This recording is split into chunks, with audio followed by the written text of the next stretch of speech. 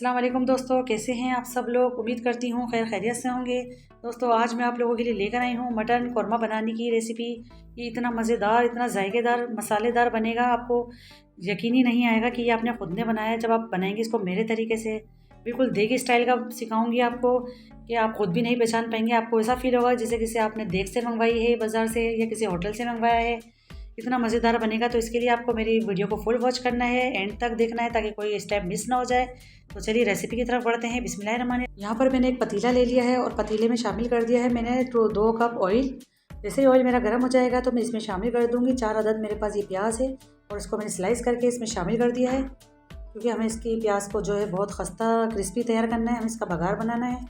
और इसको मैं हिलाती रहूँगी, प्रॉपर तरीके से चलाती रहूँगी इसको चम्मच, ताकि इक्वल सब तरफ से एक ही जैसा कलर आए हमारा।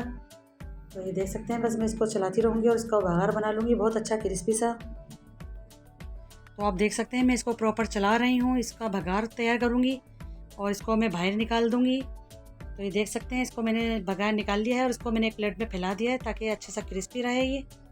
अब उसी ऑयल के अंदर मैं अदरक लहसुन का पेस्ट शामिल करूँगी 2 टेबल स्पून। और जब भी आप लहसुन या अदरक का पेस्ट शामिल करें तो आप कोशिश किया करें कि इसको फ्रेश पीस कर डाला करें। इसके फ्रेशनेस से ये होगा कि कौरमा हो या बिरयानी हो, बहुत जायका बढ़ जाता है इस तरह से करने से, और बहुत अच्छी सी खुशबू आ जाती है। तो फ्रेश डाला करें जब भी आप इस तरह से कुछ खाना पकाया करें। तो यहाँ पर देख सकते हैं बहुत अच्छा सा मैंने इसको फ्राई कर लिया है। तो यहाँ पर मेरे पास 1 kg मटन का गोश्त है, यानी बकरे का गोश्त है, तो वो मैंने शामिल कर दिया है इसके अंदर।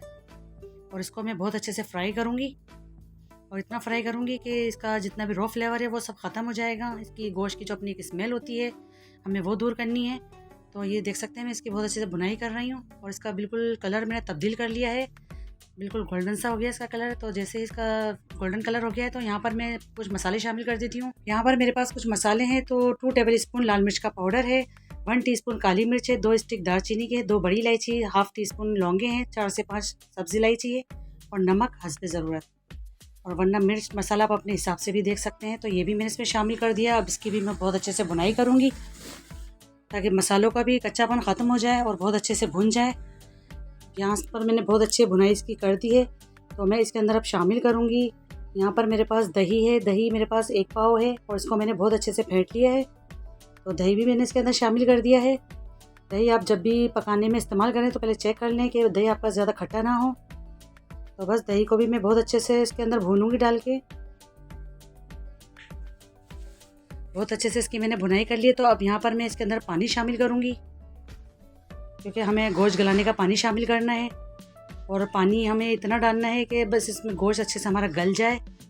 तो यहाँ पर मैं तकरीबन 2.5 गिलास पानी शामिल करूँगी, क्योंकि बकरे का गोश्त है, बकरे का गोश्त जल्दी गल जाता है, इसमें ज़्यादा मसला नहीं होता। तो मैं इसके अंदर सिर्फ 2.5 गिलास पानी शामिल कर दिया है मैंने, और इसको मीडियम टू लो आंच पे इसको मैं पकने के लिए छोड़ दूंगी तकरीबन आधा घंटा। आधे घंटे के बाद मैं इसको चेक करूंगी फिर।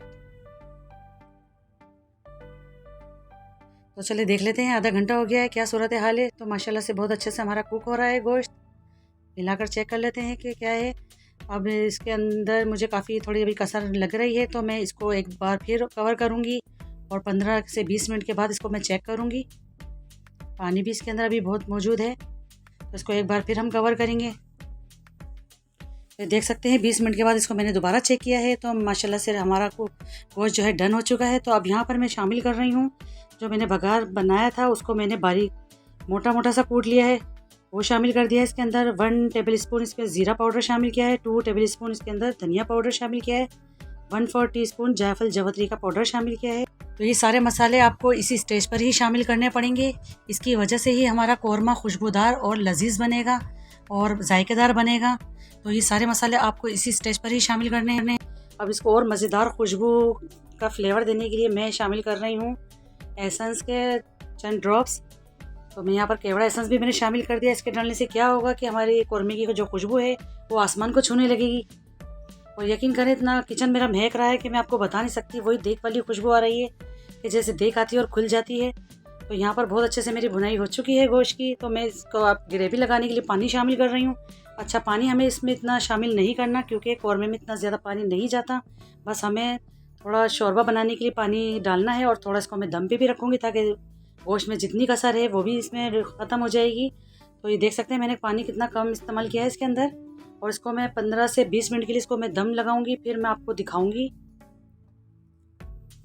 तो ये देख सकते हैं माशाल्लाह से मैंने इसका चूल्हा ऑफ कर दिया था। तो 20 मिनट के बाद मैं आपको चेक करा रही हूँ।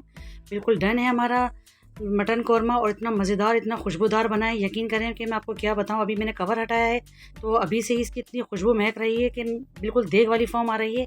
और आप इसकी थिकनेस भी चेक कर सकते हैं। तो इसके साथ मैं आपको गर्मा गर्म सर्व करके भी मैं दिखा देती हूँ।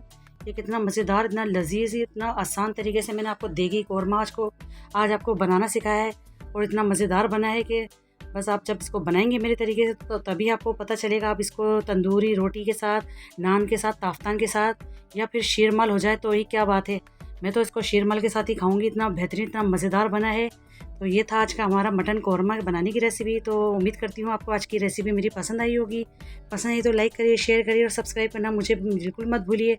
दुआओं में याद रखें और मुझे दीजिए इजाज़त। अल्लाह हाफिज़।